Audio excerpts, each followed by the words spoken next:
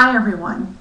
On this episode of Setting the Record Straight, we're going to talk about a few different things. First of all, thank you for all your emails. I love to find out what it is that interests you. It really excites me because some of the things I would never have thought of. And I'll give you a huge example. Two people wrote in and asked, would I do a reading on YouTube? And first of all, I didn't know what they meant by that, so we emailed back and forth. And one of them had told me, and I'm going to quote Mary's from Hawaii. I've seen in other channels on the YouTube psychics doing readings with clients and posting them. Would you do something like that? No. Truly no. First of all, the conversation is a personal conversation between the person getting the messages and the people on the other side.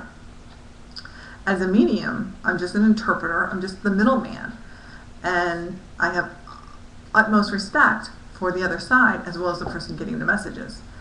And I'll give you a funny example of sharing information that you shouldn't. Sometimes a client will come to me, they'll record their reading, they'll go home and not even thinking, they'll try and share it with a family member. And they'll turn on the tape recorder and either nothing will be on there, or I've had incidences where I sounded like a chipmunk. And they call me like, well, there's something wrong with your recorder. No, there's nothing wrong with my recorder. Did you ask the person on the other side if you could share that information? And all of them say no.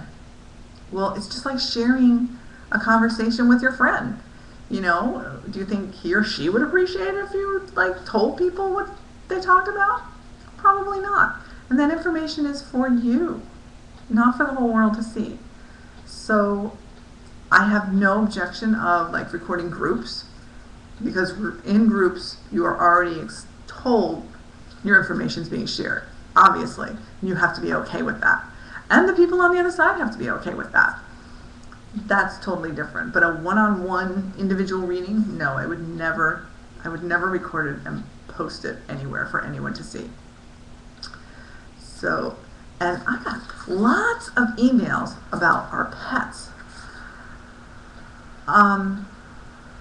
One question was about pets.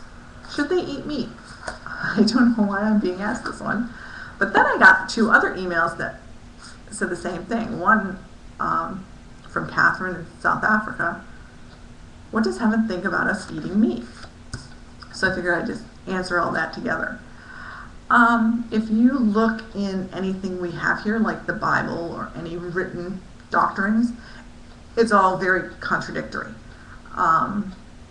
So me personally, I look at all religions, all philosophies, all scriptures, everything. To me, there are more places in the Bible that say, thou shalt not kill, thou shalt not eat. I believe it's in Leviticus, thou shalt not eat anything with blood. But then, of course, 2 chapters later, it says, thou shalt not eat meat unless it's salted. So there's the contradictory. But I think there is more talk in most religious scriptures, not just Christianity, but all religions, about not consuming other animals. We're in the animal kingdom. We may be the highest animal, the highest evolved animal, but we're still an animal. I mean, truly we are. But God made us completely different. He made our intestinal tracts different. He made everything about us different so that we could thrive on the land and not be that, quote, animal who has to kill other animals to survive. So yes, I would feed my pet meat because that's what he would eat out in the wild. I would not eat meat out in the wild.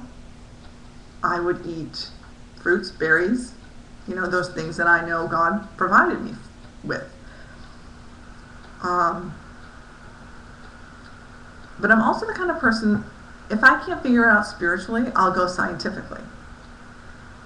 It's like if I don't have a complete answer spiritually, like my heart and soul says, don't eat meat. But scientifically, if you look at our bodies, the human body is meant to ferment food. That's why we have such large colon tracts. And what foods ferment? Fruits, vegetables, nuts, seeds, berries, grains. Meat does not ferment. Dairy does not ferment. Those things are what make us sick.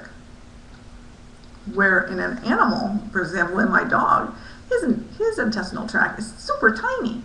So there is no fermentation process. It's literally like what goes in the morning comes out in the afternoon.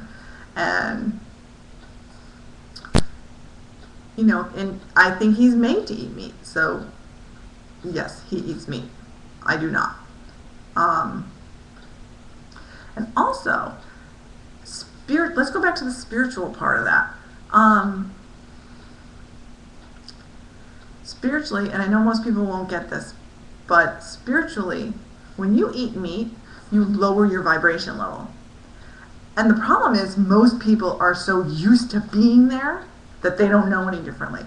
So they look at people who don't eat meat or people who are on a much higher spiritual level as someone who's like, whoa, just way out there.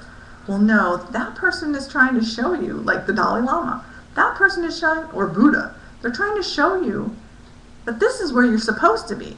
This is where God made you. Not down here. Not consuming things that you were not meant to consume. Now, granted, there are people who live in, let's go back to nomadic times. Most people, lived off the land. Meaning nomads, they would move. When it got cold, they would move to where it was warm.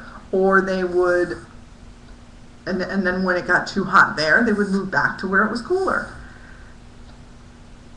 And they ate off the land. Now, granted, people in Alaska stayed in Alaska. They lived in their little igloos.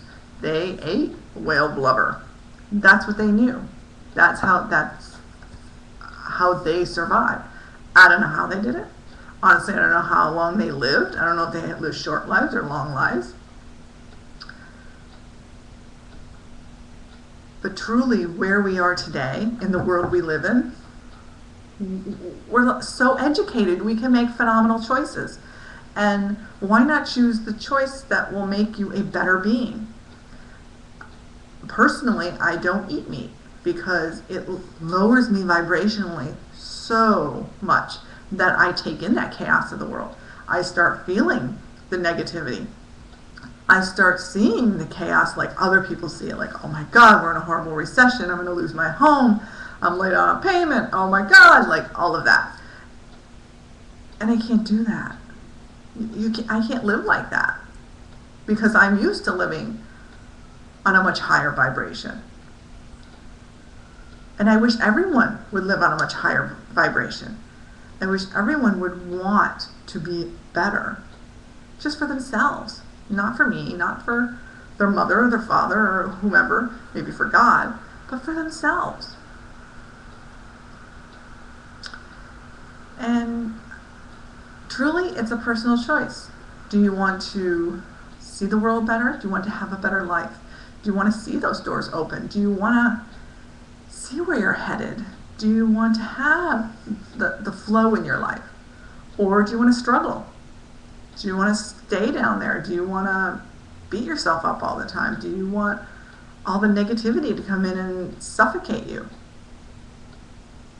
Your choice. And I know some people are going to say, oh, but I'm this religion and I'm that religion and we do this and we do that. That's fine.